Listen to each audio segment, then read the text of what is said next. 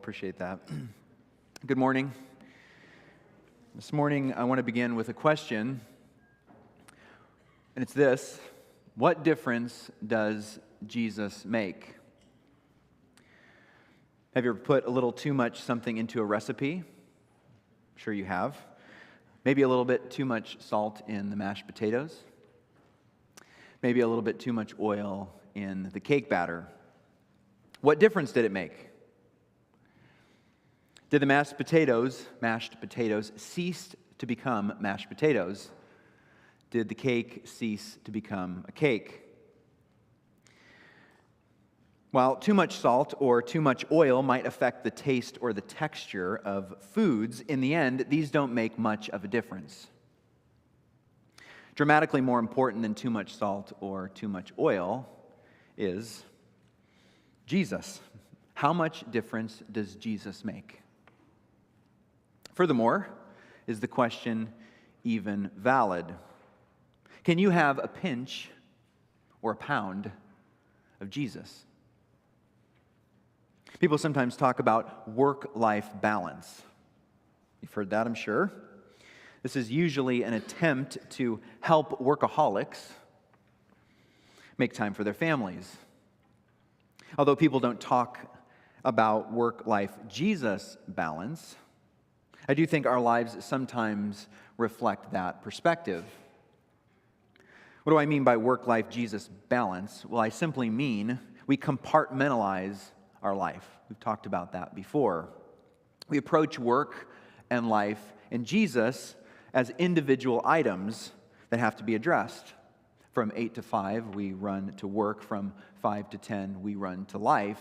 And on Sundays, well, we run to Jesus.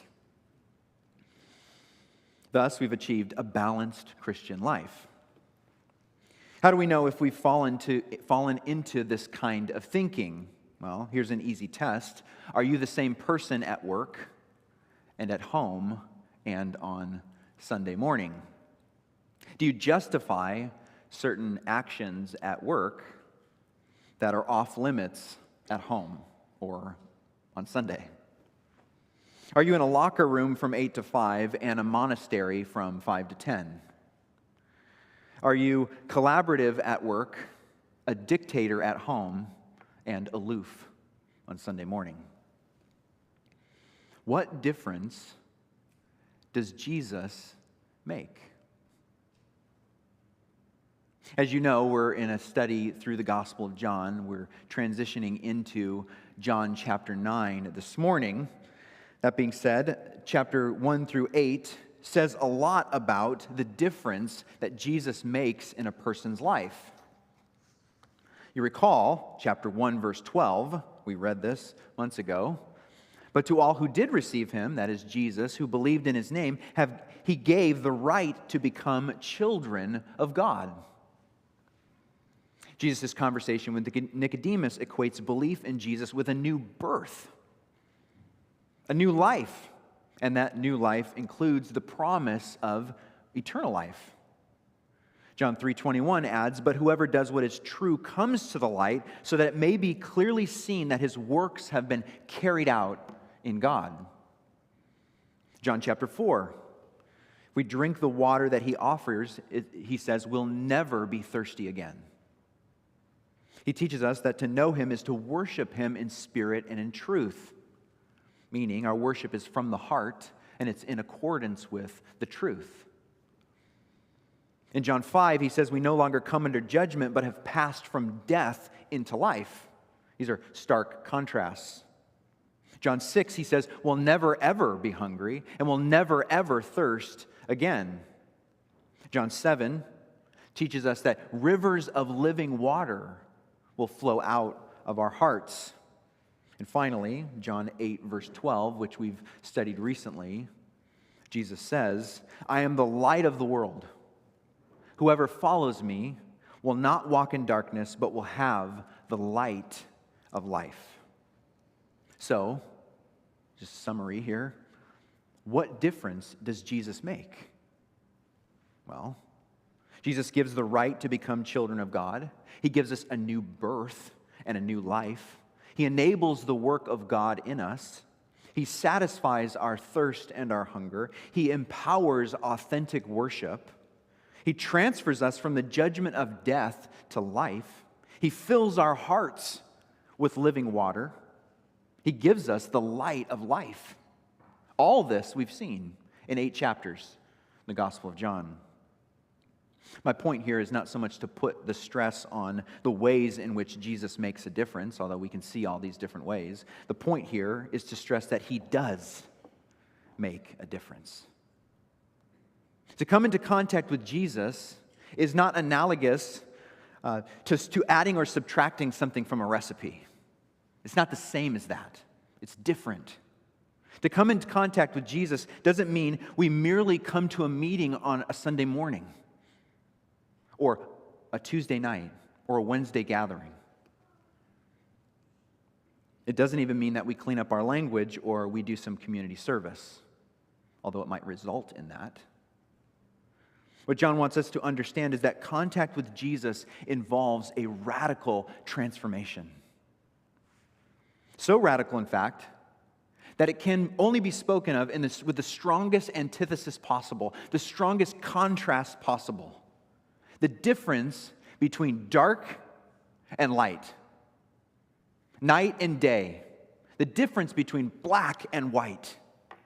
That's the kind of contrast that Jesus wants us to understand. And that's the kind of difference that Jesus makes. Which is why Jesus says in chapter 8, verse 12, I am the light of the world. Whoever follows me will not walk in darkness, but will have the light of life. What we're going to see in John chapter 9 is that if John 8:12 is a tree, John 9 is kind of in that shadow of that. We're going to see the sign that's going to prove that point. And that's what the healing of the blind man is, which we're going to begin to study this morning. We're going to look at the first 12 verses. And I'm trying to answer that question, what difference does Jesus make in a person's life? The difference between walking in darkness and walking in the light. That's the kind of difference. The difference between being blind and being able to see. And so, if you would, please stand. We'll read our passage of Scripture this morning. John chapter 9, verses 1 through 12. As he passed by, this is of course Jesus, he saw a man blind from birth. And his disciples asked him, Rabbi, who sinned, this man or his parents, that he was born blind? Jesus answered, it was not that this man sinned or his parents, but that the works of God might be displayed in him. We must work the works of him who sent me while it is day. Night is coming when no one can work. As long as I am in the world, I am the light of the world. Having said these things, he spit on the ground and made mud with the saliva. Then he anointed the man's eyes with the mud and said to him, go, wash in the pool of Siloam, which means sent. So he went and washed and came back seeing. The neighbors and those who had seen him before as a beggar were saying, is this not the man who used to sit and beg? Some said, it is he. Others said, no, but he is like him. He kept saying, I am the man. So they said to him, then how were your eyes opened? He answered, the man called Jesus made mud and anointed my eyes and said to me, go to Siloam and wash. So I went and washed and received my sight. They said to him, where is he? He said, I do not know. May God bless the reading of his word. You may be seated. This morning in these verses, we're going to see three reflections that help us see the difference Jesus makes in our lives. That's our big idea this morning. Three reflections help us see the difference Jesus makes in our lives. The first reflection is found in verses 1 through 5, and it's this: the purpose of the light. The purpose of the light. We assume that following chapter 8, Jesus and the disciples have left the temple area and they're out of the hands of the religious authorities that were trying to kill Jesus. We only read in verse 1 that they came upon a blind man. We don't really have anything other than that for the setting of this miracle. They came upon the blind man, and this man was blind from birth, and the man's condition drives the disciples to ask in the second verse, "Rabbi, who sinned, this man or his parents, that he was born blind?" You probably know the Jewish teaching of the day, in Jesus' day, was that there was a one-to-one relationship between sin and punishment or judgment. As a result, those who were blind or disabled were viewed as being under God's judgment. Their physical experience was a direct result of some sinful action. You remember the book of Job. The book of Job illustrates this. Job's counselors suggested that his suffering came as a result of his sin. He must have done something to deserve this punishment. And so they're trying to get Job to confess that sin and to figure out what that sin was. And the entire book, Job is saying, "I didn't do anything." He remains faithful. So that book talks about this reality. Something that book, the book of Job, also teaches us is that there isn't a one-to-one relationship between sin and punishment. Although sin may result in punishment or discipline from God, that's not always the case. In fact, God may have permitted suffering for some reason that we're not able to grasp. And the resounding conclusion of the book of Job is that as creatures, we're not always able, nor of course are we entitled, for God to reveal to us all the reasons why He might have allowed suffering to come into our lives. The disciples rightly see a conundrum in believing that there is a one-to-one relationship between sin and punishment, and that's why they ask this question. If the blind man sinned, well then his punishment precedes his birth. He was born blind. How's that possible? On the other hand, if his parents sinned, why did the worst part of the judgment fall upon him? Seems like a conundrum. Help us understand. So Jesus does in verse 3.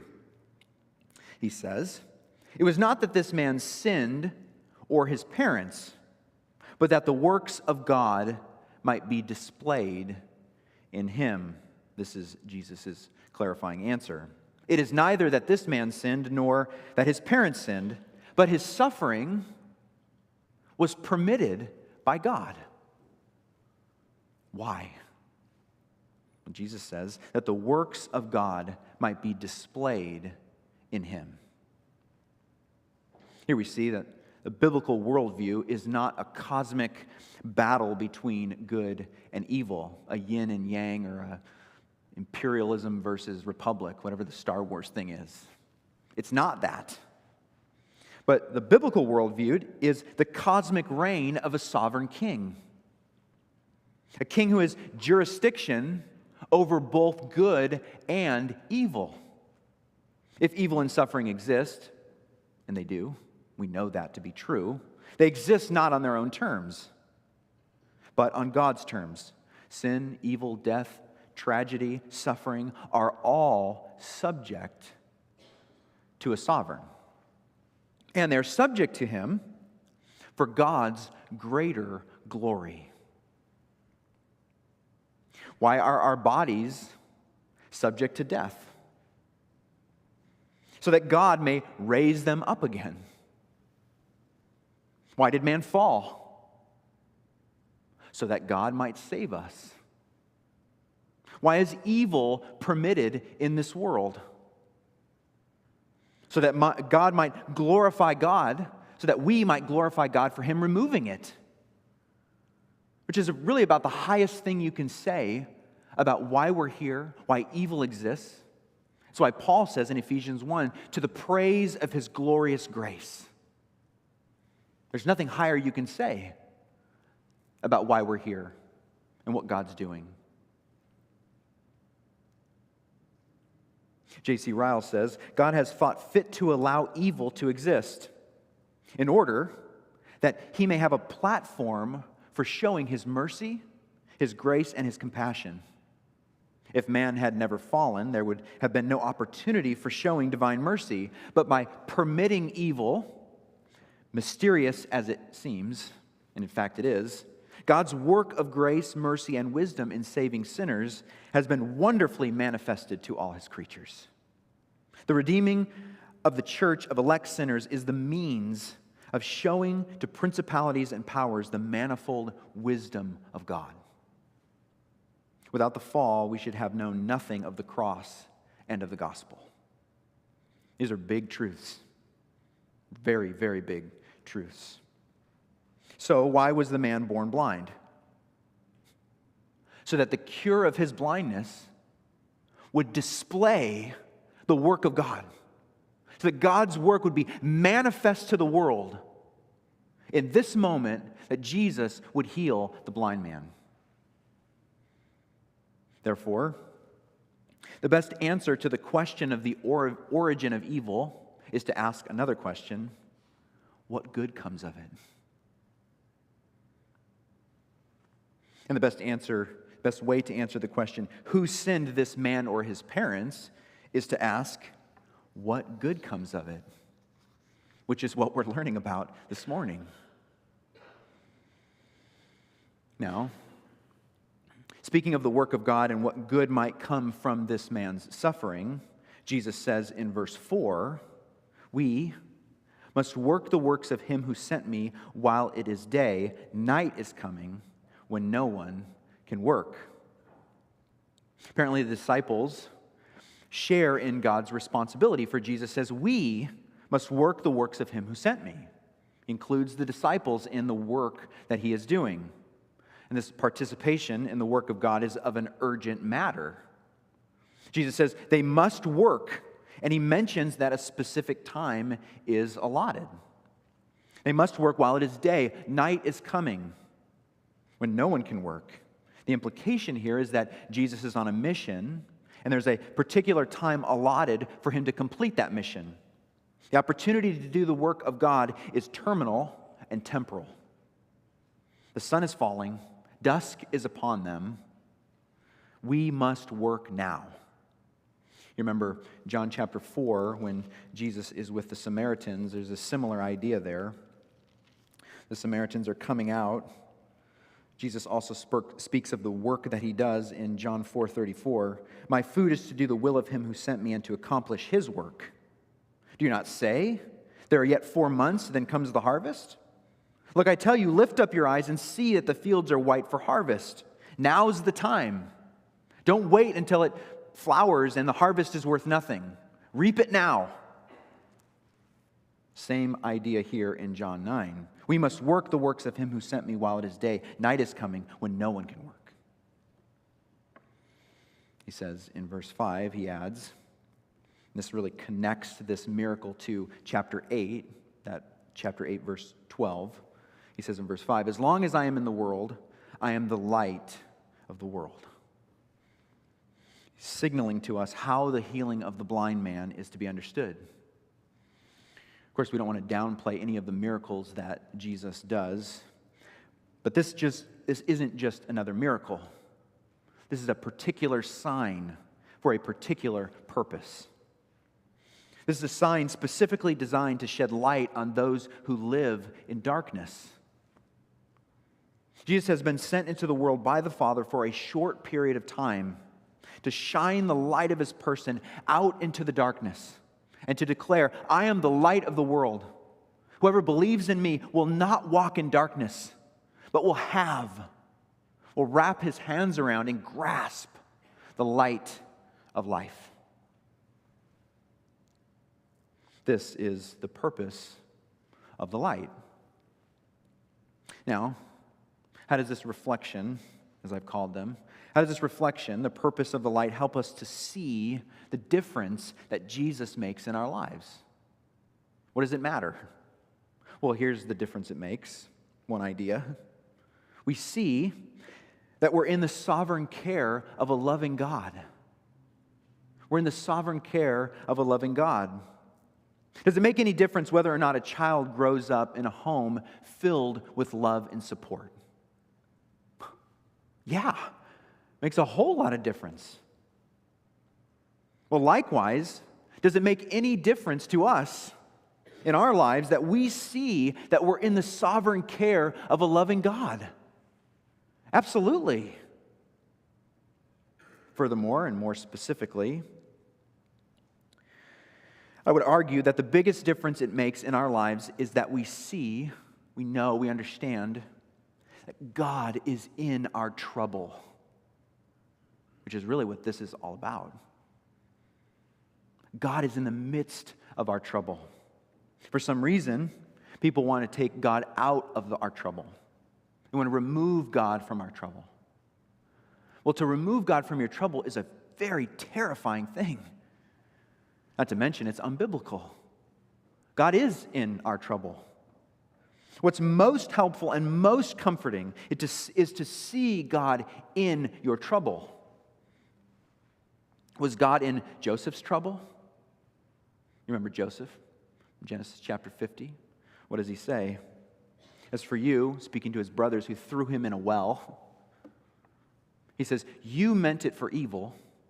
What you did was evil. He calls evil evil. That was wrong what they did. But then what does he say of God? God meant it for good. God was in the middle of that trouble. Why? What does he say? To bring about that many people should be kept alive as they are today. God saved an entire nation. The only reason why Messiah would come is to believe that God was in the middle of Joseph's trouble. Joseph understood that. He took comfort in it. He could see through that trouble and see God's purposes in the middle of his trouble. Was God in Israel's trouble when Saul came to power? Was Saul's reign outside of God's hands somehow? Well, that's not what the Bible says. I mean, the people elected Saul, but the Bible also says God gave them Saul. God gave Israel Saul as king. Why would God give the nation a horrible king like that? He did, to work out his purposes. How about Job's trouble? We've already talked about Job a little bit. Was God in Job's trouble? Imagine the mind of Satan. I see your servant and I hate him. And so he walks up to God and says, I want him. I want to kill his family. I want to take his job, his work, everything from him. I want to see him deny you. And you know what God does? God opens the door. God allows the trouble in Job's life. Of course, he knows Job will be faithful. But God is right in the middle of all of that, orchestrating it, allowing it. Even the fact that he says, you can do all of that, but you can't take his life. God sets the boundaries, and so he can't take his life. How about Peter's denial of Jesus? You know, Jesus told Peter that he would deny him 3 times. He knows it's going to happen. It's interesting, Jesus doesn't help Peter through that. Look, I know you're going to deny me, but here's some tips. So you don't do that. I'm going to help, I'm sovereign, so I'll make it so it'll be easy on you. He doesn't do that. Peter says, I will never deny you.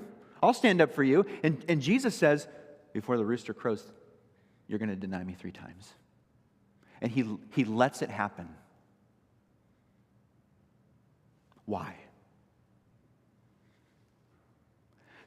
So Peter could sit on the beach, no doubt with tear-filled eyes, and look into his Savior's face, and 3 times say what? You know I love you. Do you think Peter would ever be the same? And in that same context, what does Jesus talk to Peter about? His death. That he would be a martyr for Jesus. And then you go to the book of Acts, and who's the greatest servant of God? Who does Peter ever deny him again? No way. Jesus allowed that suffering to come into Peter's life. and then redeemed him, gave him another chance, and he would never be the same. Without that denial, Peter would never be the man he was. God allowed the trouble to come into his life. What about our Savior's trouble? Was God in that? I hope you believe that. He certainly was. Acts 2:23, this Jesus, Peter says, delivered up according to the definitive plan, the definite plan and foreknowledge of God. God was in that. He was in all of the suffering that our Savior experienced, all that trouble. God was in Joseph's trouble. He was in Israel's trouble. He was in Job's trouble. He was in Peter's trouble. He was orchestrating the trouble of our Savior and, here, the suffering of the blind man. God was in the very middle of it, allowing it to happen, permitting, we don't think this small, but the days to pass every day. The sun goes up, the sun goes down. The sun goes up and the sun goes down, and the man can't see. All those days collecting one upon the other. And God was at the very center of it, waiting for this very moment. Now, that being said, John 9 does speak of a specific kind of trouble, right? He's a blind man. We're dealing specifically with blindness.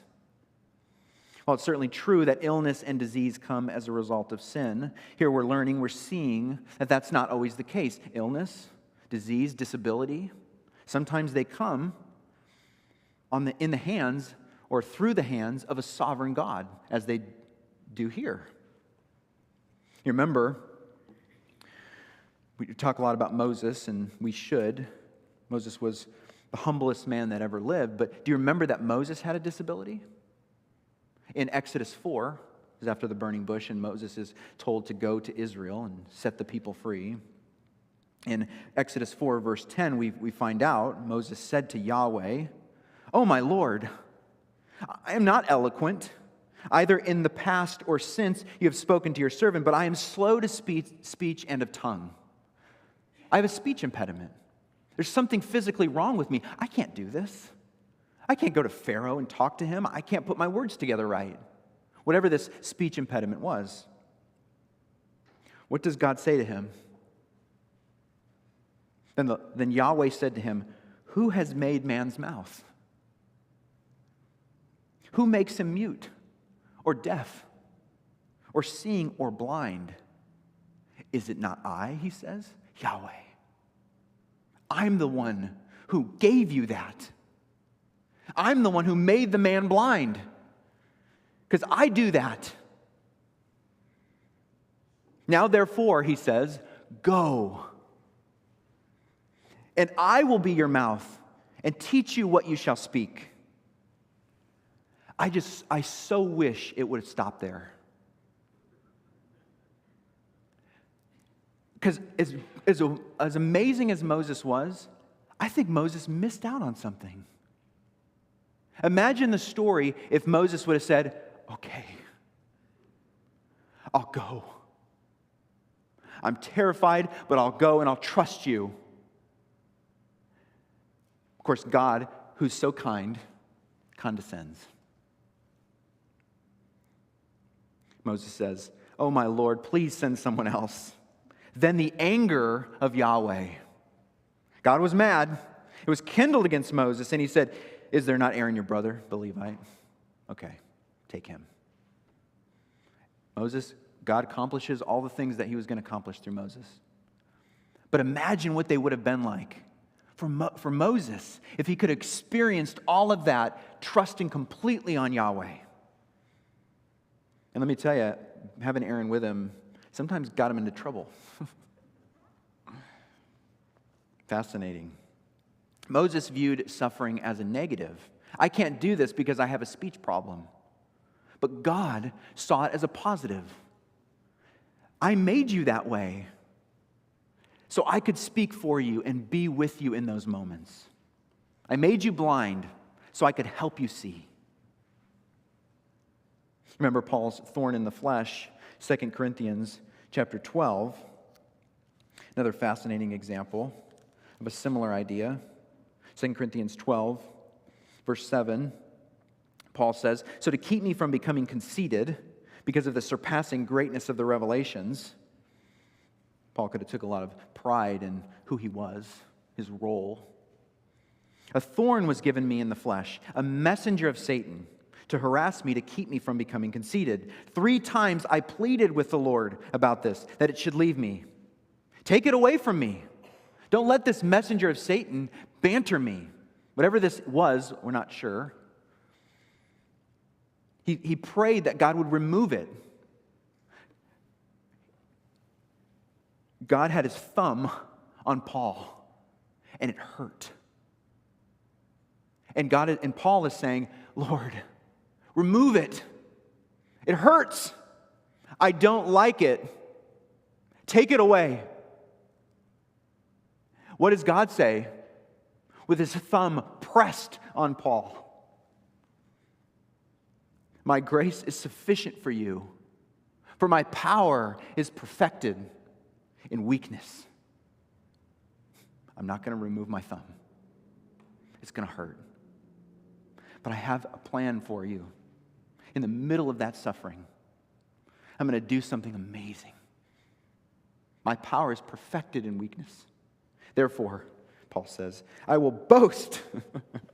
I will boast all the more gladly of my weakness. Wow. So that my power, I will boast in my weakness, so that the power of Christ may rest upon me. That's otherworldly. For the sake of Christ, then, I am content with weaknesses, insults, hardships, persecutions, and calamities. For when I am weak, then I am strong. Paul just beat Moses. He says, okay. What action can we take as a result of this truth? How can we put this on? How can we put it into practice? Well, I think we can start with Paul's words here in 2 Corinthians 12. He says, I'm content with weaknesses. When we read that word content, I'm not sure how you take that word in the English, but that word content is it's not very strong. I read it and I almost think Paul is saying, well, I'll accept it. Seems soft to me. Okay, I'll put up with it. I'm content. I can deal with this.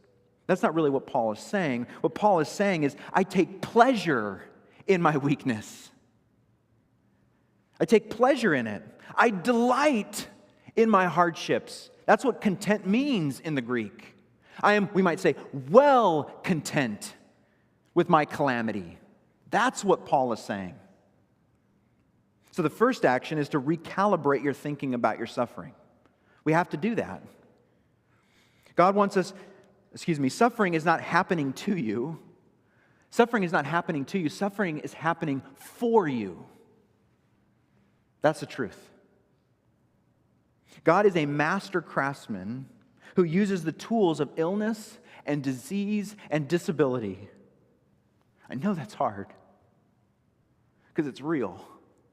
He uses those tools to shape you into a vessel of His mercy.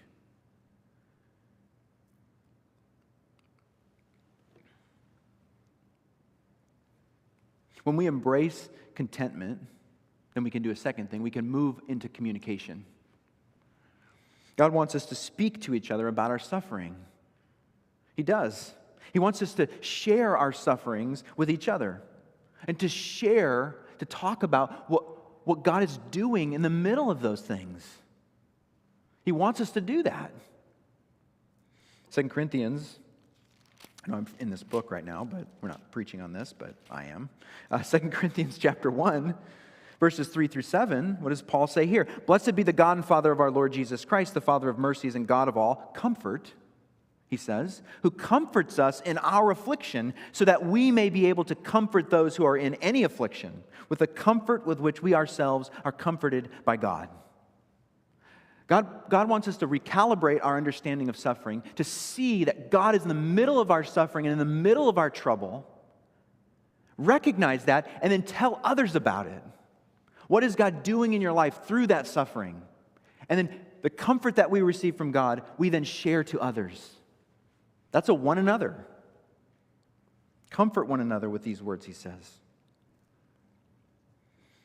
Is it possible that God has allowed floodwaters, withering crops, or darkness at high noon to equip you to become a counselor or a physician for another person? I think it's very likely. I think it's the reason, one of the main reasons why you're suffering.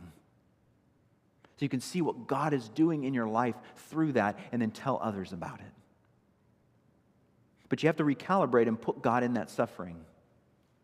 And then you have to read and pray and plead like Paul did. How can I delight in this? And it doesn't end. That's a process. Maybe you've heard Robert Hamilton Browning's poem, I walked a mile with pleasure. She chatted all the way, but left me none the wiser for all she had to say. I walked a mile with sorrow, and never a word she said.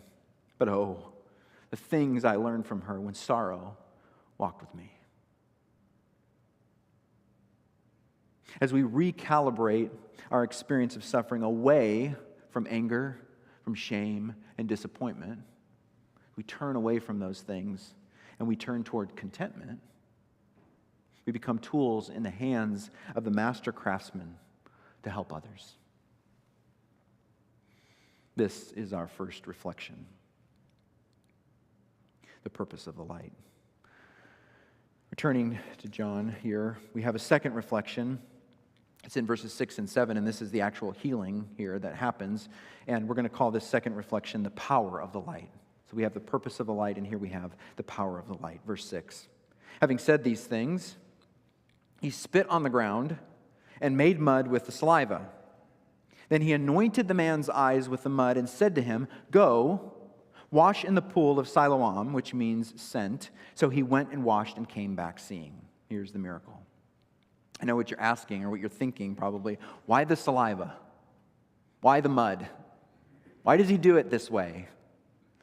To which I don't really have an answer for. But we could speculate a little bit.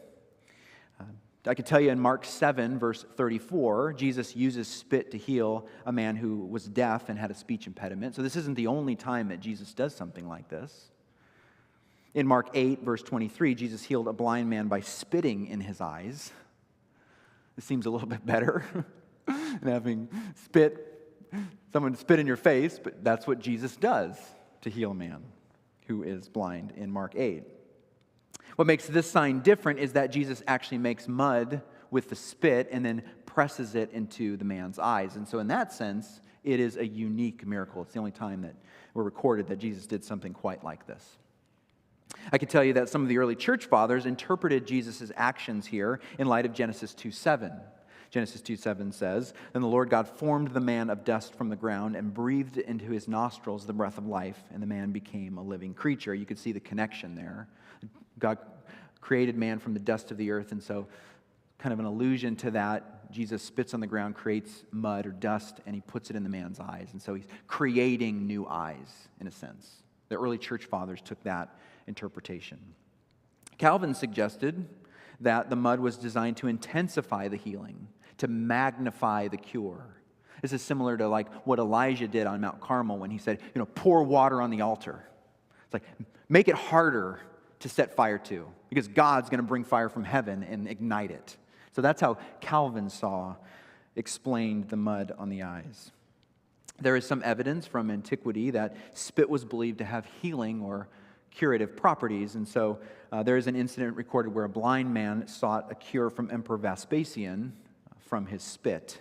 And so I suppose it's possible that Jesus was playing into the thinking of the day by using his spit to demonstrate that I'm the one that has the power.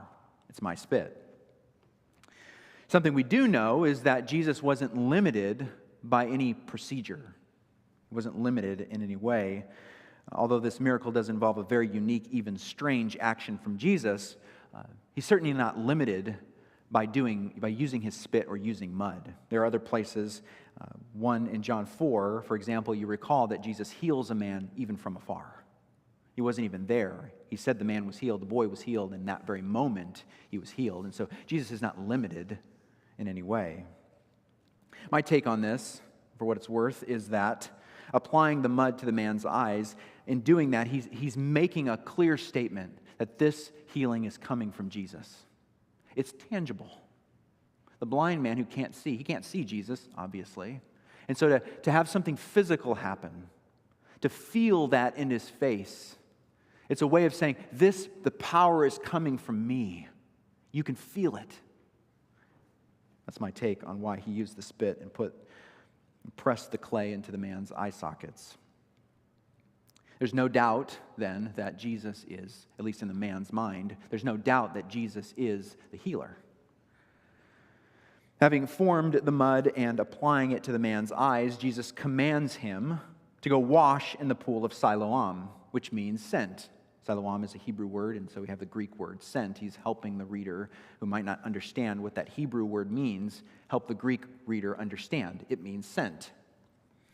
If the spit and the mud are obscure, John gives us more clarity with the washing. There's a reason why he tells us that the pool is called sent. He clarifies he doesn't want us to miss that. The fact that John helps the reader understand this makes the meaning clear. John has already made the point multiple times that Jesus was sent from the Father.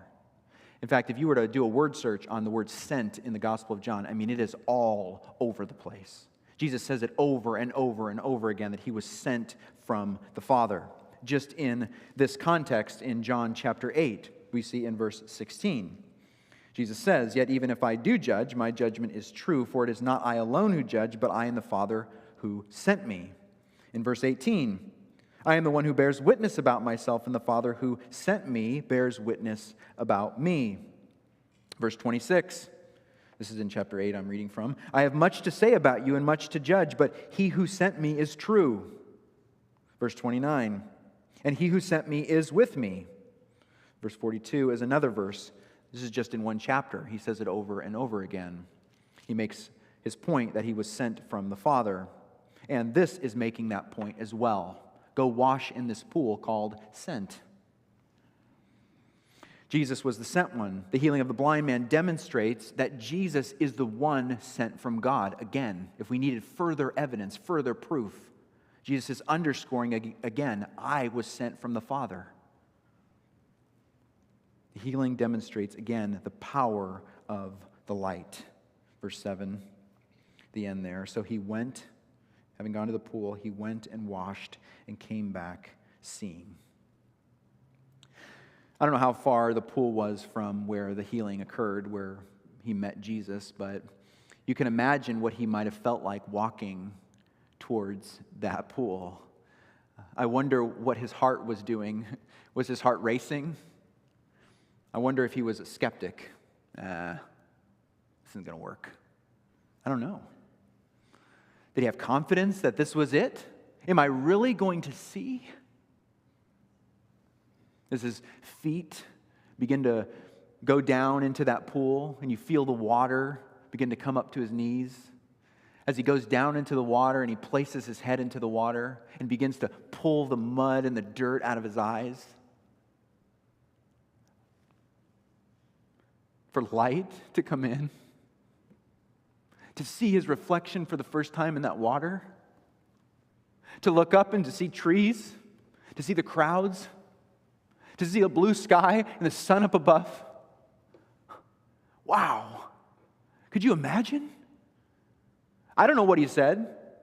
What would you say? I can see. Man, would you be running out of that pool? Would you be splashing?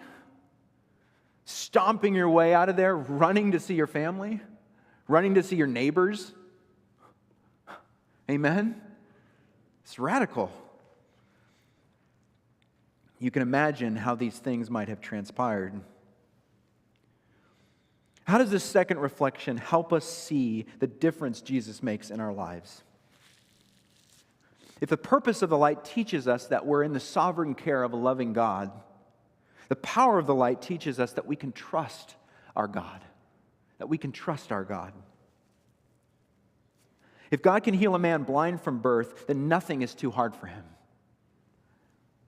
Psalm 62:11, once God has spoken, twice have I heard this, that power belongs to God. If we saw some evidence that God's strength could be hindered or that his attempts could be thwarted, well, we would despair. But, Arthur Pink says, seeing that he is clothed with omnipotence, it's a fancy word for power. He is clothed with power. No prayer is too hard for him to answer. No need too great for him to supply. No passion too strong for him to subdue. No temptation too powerful for him to deliver from. No misery too deep for him to relieve. Psalm 27:1, the Lord is my light and my salvation. Whom shall I fear? The Lord is the stronghold of my life. Of whom shall I be afraid? Seeing God as powerful made a difference in Jeremiah's life. Remember the prophet Jeremiah? He recognized that nothing was too hard for God. Although the Chaldeans, Babylonians, were laying siege to the city of Jerusalem, you remember God told Jeremiah to purchase a field. That seems foolish. We read earlier about the foolishness of God, God's foolishness. Buy a field, Jeremiah. What are you talking about? A foreign army's coming in here and they're going to destroy everything. Why would I waste my money on that? Why does God, the omnipotent, powerful God, why does he tell Jeremiah to buy a field when the Chaldeans are coming in? Jeremiah tells us to prove that Israel would return to her land, that fields and vineyards would again be bought in the land. And so Jeremiah declares, nothing is too hard for you. You can even do that. So buy that field. Now, what action can we take as a result of this? The second reflection, the power of the light. Something to consider. What have you stopped praying about? Who have you stopped praying for?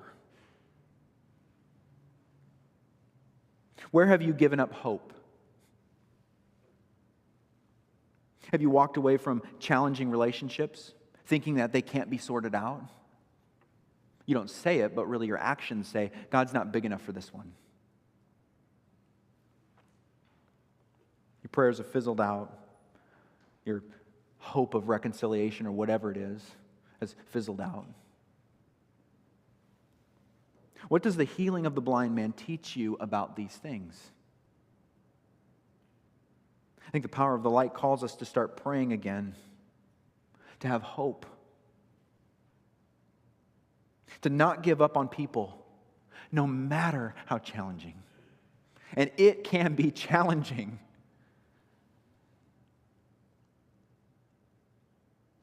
There's a final reflection. We've seen the purpose of the light, the power of the light, and in verses 8 through 12, we see the perplexity of the light. The perplexity of the light. Verse 8.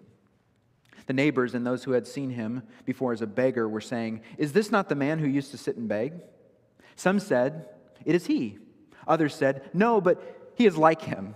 He kept saying, for his part, which I love this, "I am the man. It's really me." So they said to him, "Then how were your eyes opened?"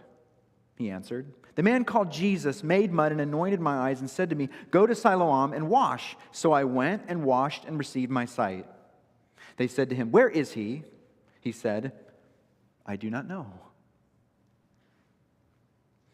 We're not surprised that people were perplexed by this miracle. It is perplexing. People speculate about the man. It's not the blind man. It's got to be somebody else. It's a doppelganger, they think. He looks like the blind man. They question him about the healing, and he tells them exactly what happened. He really delivers the bare facts. He doesn't emphasize anything. He just tells it like it is. Here's what happened. He put the mud in my eyes. He told me to wash. I went and washed. And I walked away, and here I am. I could see. And I don't know where he is.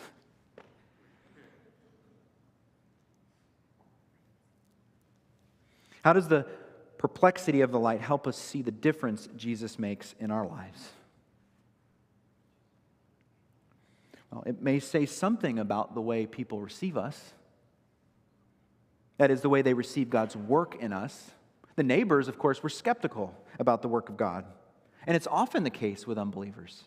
They're perplexed. If you're living your faith, then you've experienced this kind of perplexity. Whether unbelievers question you, whether they challenge you, whether they reject you or they write you off, they can't quite understand the light that God has shown in your life.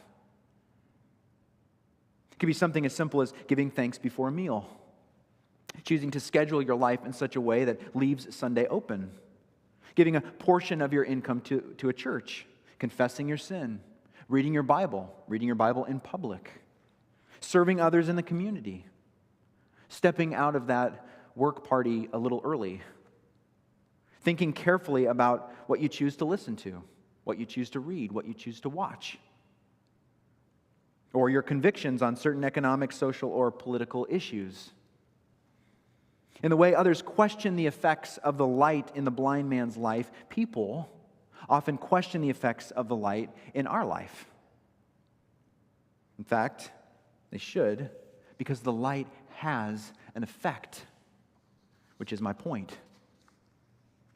And that effect is profound, even perplexing. And this profound and perplexing difference, the only way it can be explained, again, is with the most striking antithesis, the most striking contrast possible. It's the difference between being blind and seeing. That's the difference.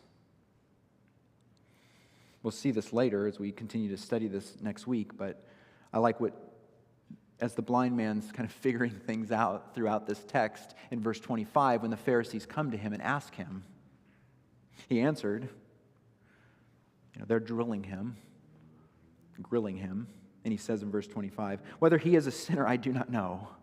Speaking of Jesus, one thing I do know, that though I was blind, now I see. That's the difference it makes. So, what does this miracle teach us about coming in contact with Jesus? I think it teaches us a whole lot. What does it teach us about the difference the light makes? It teaches us first, as I've tried to demonstrate, that God has a sovereign purpose. God has a sovereign purpose. And He has sought us out, and we are in His sovereign care. And God's sovereignty transcends our trouble. The word transcends just simply means to climb over. He climbs over our trouble. Even further, our trouble is often the conduit for accomplishing His purposes. God runs His purposes through the conduit of our trouble, and His sovereign purpose is accomplished because, of course, He is powerful. He has that kind of power, which is the second thing the miracle teaches us. To come into contact with Jesus is to come into contact with power. The greatest power. It's to come into contact, as we saw last week, with the Almighty. I used to use this illustration in youth group. If you happen to be changing a tire on the side of the road, you're changing a tire on the side of the road, and you looked up and you saw an 18-wheeler moving over into the soldier and barreling towards you. If you came into contact with that 18-wheeler, would it make a difference in your life?